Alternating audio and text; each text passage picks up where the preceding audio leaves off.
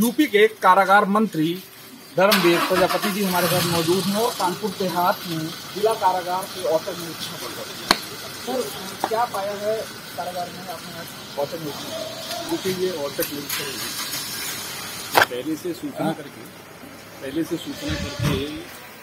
आना हुआ है और विशेष करके ये मेरी 37वीं जेल है।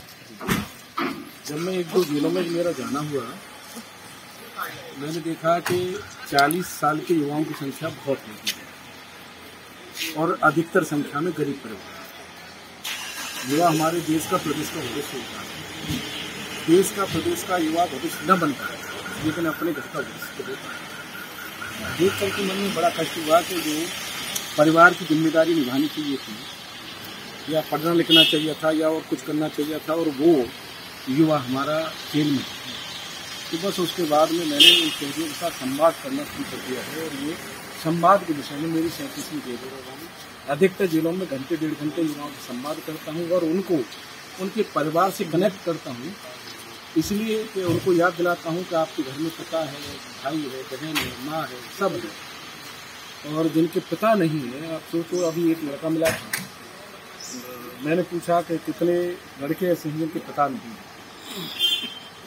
फिर उनसे पूछा कि आप बताइए कि घर का परिवार का खर्चा कैसे चलता है। एक लड़का बोला कि मेरी माँ काम करने जाती है। तो मैंने उससे कहा, मैंने क्या तुम्हें अच्छा लगता है कि तुम्हारी माँ तुम्हारे रहते हुए काम पर जाए? तो नहीं लगता। तो मैंने अपनी जिम्मेदारी निभाई? तो नहीं निभाई। मैंने की जिम्मेदारी का एहसास कराने में आया हूँ कि आपको जिम्मेदारी उस माँ की सेवा करके करनी चाहिए थी। पिता के न होने पे बेटा की जिम्मेदारी बनती है घर परिवार चलाना। इसलिए आप लोगों को एहसास कराने आया हूँ कि आपकी जिम्मेदारी थी आपके घर की, परिवार की चलाने की, लेकिन आप गलती करके और यहाँ हो। जब परिवार से कनेक्ट करते हैं तो कैदी भावुक भी होते हैं, और जब एहसास करते हैं तो उनसे कहते हैं भाई आपके सुधरना।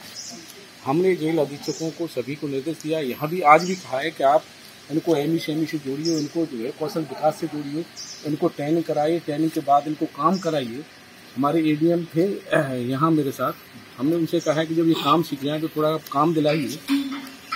किस तरह का रिस्पॉन्स मिल रहा है इन लोगों से बात करके? अगर आप देखा जाए तो मैंने महसूस किया है कि कम से कम 100 लड़के इसमें ऐसे थे जो एहसास कर रहे थे कि हमसे बहुत बड़ी गलती हुई है, बहुत बड़ा एहसास कर रहे थे।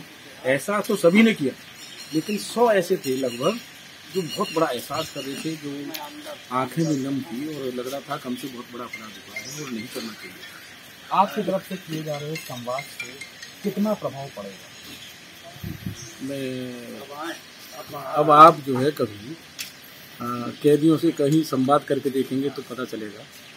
मैं तो महसूस करता हूँ कि मैं जो कर रहा हूँ वो ठीक कर रहा हूँ, और आगे कोई नौजवान बच्चा अपराध न करे यहाँ से जाने के बाद, उसमें हम कितने कामयाब होते हैं वो देखने को हमें मिल रहा है। कि जब बात करते हैं तो सभी कहते हैं कि हम तो सभी सुधरेंगे, लेकिन मैं मानता हूं कि आधे भी अगर सुधरते हैं तो बहुत बड़ी संख्या होगी। अच्छा सर, इसके अलावा एक सवाल है, लगातार पीएफआई के संगठनों पर छापे दे रहे हैं, इनको जब आतंकी संगठन करार दे दिया गया है तो क्या इसे पूरी तरीके से प्रतिबंधित नहीं किया जा सकता? देखिए, कोई भी हो, अपराधी कोई भी हो, माननीय योगी जी के नेतृत्व में जो सरकार पिछले 5 साल का कार्यकाल हो चाहे ना हो, अपराधियों के लिए हमारे यहाँ कोई जगह नहीं है और जीरो टॉलरेंस के साथ हमारी योगी जी की सरकार काम कर रही है। और आपने देखा होगा कि कैदी अपराधी भी पहले जेलें मानी जाती पिछली सरकारों में, तो वहाँ अपना समय बिताने के लिए कैदी आते थे, लेकिन आज कैदी कैदी है, चाहे वो कितना भी बड़ा हो। और आज के पिछले 5 साल उठा करके देख लो, चाहे हमारी 6 महीने की ये सरकार का कार्यकाल देख लो, हमारे उद्यमों में उत्तर प्रदेश के लेकर के और विश्वास बढ़ा है कि हम अपना उद्योग यहाँ कर सकते हैं। एक मेरे पंजाब के एक मुझे उद्यमी मिले थे, वो बोले थे कि हम उत्तर प्रदेश के हैं लेकिन हम छोड़ कर के चले गए थे, और अब हम पंजाब में वो स्थिति है, अब हम उत्तर प्रदेश वापस आना चाहते हैं। तो उद्यमियों को विश्वास जगाए, तो इसका मतलब है कि सुशासन उत्तर प्रदेश में है।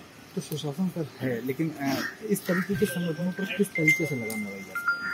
काम करेंगे ना हम, हमारी सरकार है, केंद्र की हो चाहे प्रदेश सरकार हो, हम काम कर रहे हैं, उस पर आगे बढ़ेंगे। अच्छा, लोकसभा चुनाव आने वाला है, इसको लेकर आज मुलायम सिंह लखनऊ में विधायकों की बैठक करने से मंथन करेंगे। क्या लगता है इस बैठक इस मंथन से कितना प्रभाव पड़ेगा 2024? देखिए, सभी पार्टियों को अपना अधिकार है अपने चुनावी रणनीति बनाना, और हम अपने हिसाब से हम अपनी तैयारी के साथ काम कर रहे हैं। अब विपक्ष या कोई भी दल है अपने हिसाब से अपनी तैयारी करता है, उस पर हमें कोई टिप्पणी नहीं करनी, लेकिन हम ये विश्वास दिलाते हैं कि हमारा संगठन, हमारा शीर्ष नेतृत्व, हमारा प्रदेश नेतृत्व पूरी तैयारी के साथ है। 24 का पूरी तैयारी के साथ चुनाव लड़ेंगे, 80 लोकसभा जीतने के लिए हम चुनाव लड़ेंगे।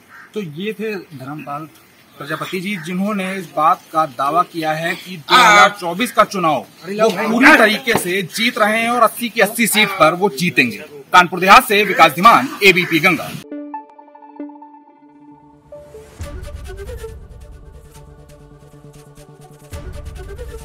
एबीपी गंगा, खबर आपकी, जुबान आपकी।